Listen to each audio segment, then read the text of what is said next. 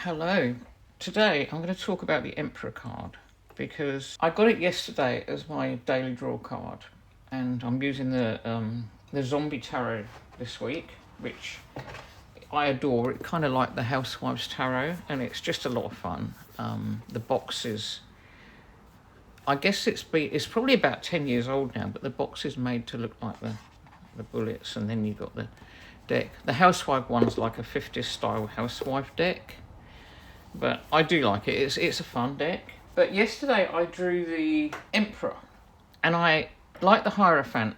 The Emperor is a card I have problems with. I think it's because it comes across as being really like masculine, and while I don't really feel like I'm any particular gender, I think I'm kind of not other or quite balanced. I don't feel really masculine or really feminine. But there's that energy, and I think because I grew up without a father, I'm single. I've been single a lot, probably most of my life, like the greater part of my life. I grew up with my mum and sisters. There were no men, no father figures, nothing like that in my life. And maybe that's part of the struggle.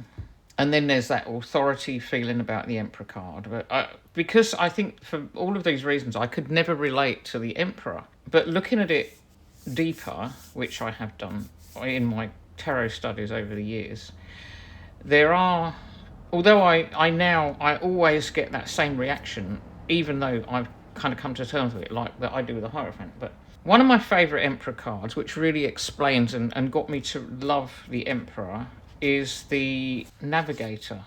And this is from my beloved Slow Hollow Tarot, which I really am. I love this deck. I'm almost afraid to use it because sometimes I think, well, what if I lose? What if I lose a card? I almost did lose a card of it once, and after that, I wouldn't take it out of the house. I was in a coffee shop somewhere, and you can't get it anymore. It's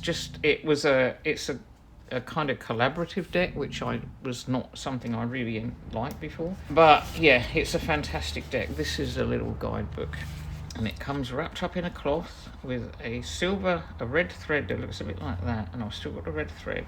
I really am a fan of this deck. But the card in the Emperor, in the Slow Hollow, is called the Navigator, and this is what the book says. Participate in social norms and codes of conduct without internalising them. Learn the ropes, get careful, be observant, understand the signs, and take the lead.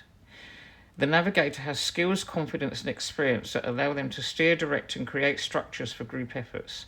They have authority without conceit, as they know their capacities as well as their limitations. Often skilled at working within or through institutions, they know how to understand the signs, speak the language, and adopt the norms of their context to achieve their goals. There is something reassuring about the Navigator, who naturally inspires respect through their hard work and reliable energy. Yet this energy isn't necessarily warm. As a protector or defender, they offer security rather than comfort. They're most comfortable in the driver's seat, guiding, shaping, setting the agenda, and determining the plan. There's nothing fuzzy about this character. Everything is ordered and categorised, systematic and streamlined. Expectations are clear, boundaries set and marked, and all standards and protocols are laid out. Despite their emphasis on order and structure, they can also show a bold, innovative vision. They're a solid base of knowledge sprinkled with a dash of daring. If the Navigator appears in your reading, you're grappling with questions related to order, regulation, systems, and categories. The Navigator invites us to think about how we establish structure and order for ourselves, how we demonstrate self-control, and what our relationship is to power. And then their reverse meaning is feeling a bit adrift, misreading the social or institutional context, making a cultural blunder, draw strength and focus from your home or family, allow some flexibility, bend the rules.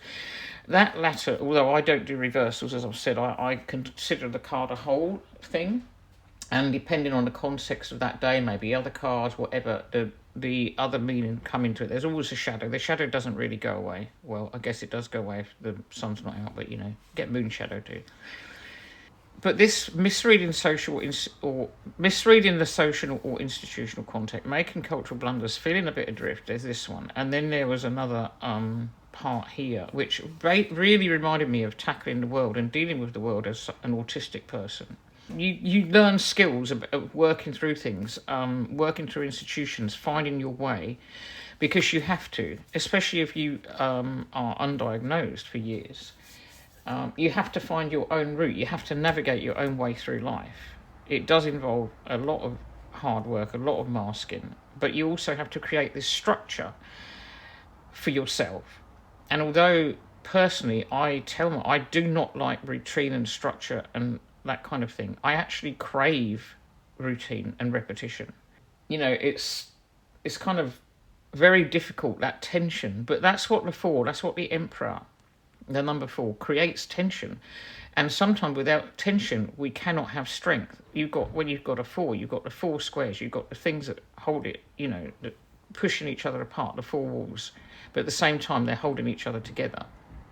You've got those 4 solid structures.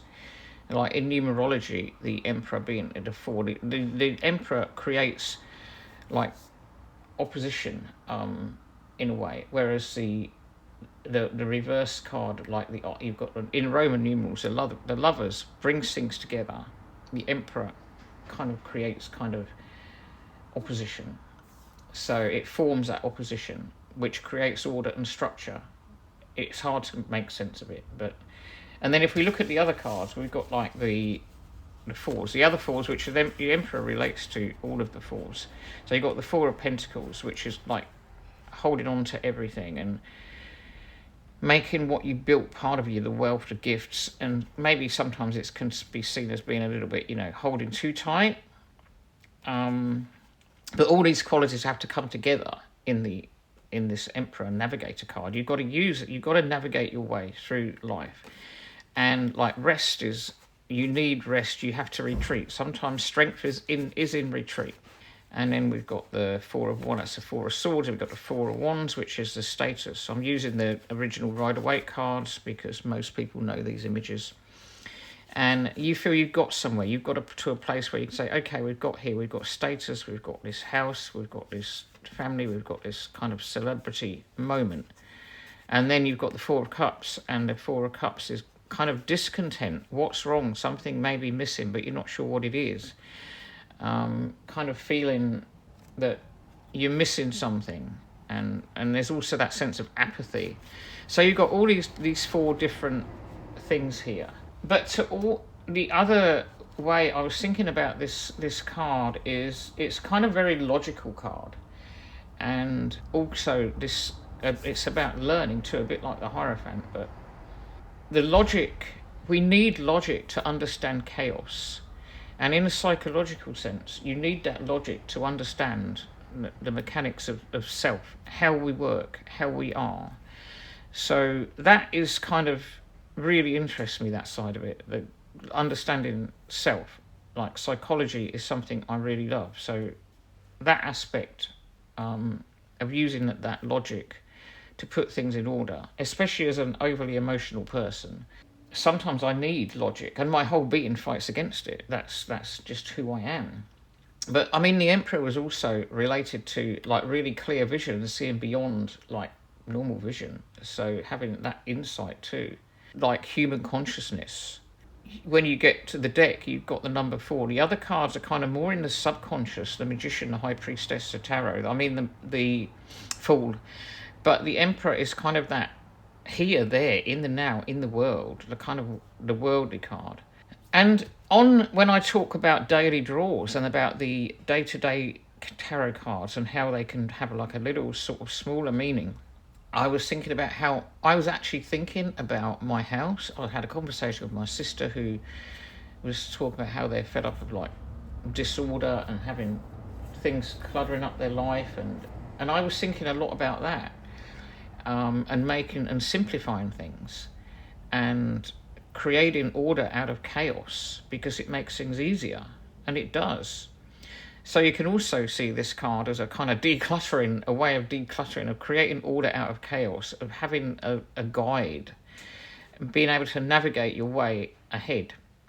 Looking at the Emperor from that point of view, I get a completely different picture, which I wanted to share. I mean, let's see what the Zombie Tarot says about the Emperor. I don't know if you can see that.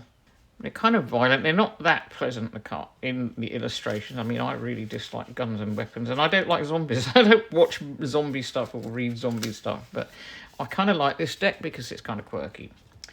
So we've got leader, control, order out of chaos. Viewing every obstacle as a challenge, the Emperor uses logic and common sense to counteract the chaos raging outside the abandoned house you hold up in. He may represent an older male in your life, an authority figure whose guidance and protection you count on when others are literally losing their heads. Well, you've got to be that person for yourself sometimes. We have to. I have to. So this is just a really quick video, because I just wanted to talk about this card. And I'm sure it is a card that a lot of people, especially if you relate to being not had a father, it's a tough card. If you're a rebel, the Emperor is a tough card. The Emperor is like the headmaster. The Emperor is the one who makes you, want to run away, want to just not knock on that door, not go there, not go into that office. But when we see the Emperor as a part of ourselves, as something we embody to help us create order out of that chaos, and to help us to understand and look at what we're going through emotionally in a logical way, then I think it makes sense, and it can be an ally.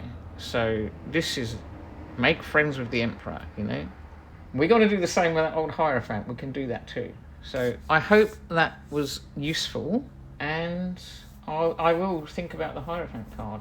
But I did want to make some of these videos talking about cards that I find very difficult. The others, like the Hierophant of Death, there's the Ten of Swords, Nine of Swords. Those cards, the Three of Swords, those cards that are very, very difficult. But I think the major arcana ones for me are the Emperor and the Hierophant are two that I really do struggle with. So there we go. The Emperor, making the Emperor work for you. Or let's call it the Navigator. I much prefer the Navigator. I will leave you with the Navigator. Until next time. Bye.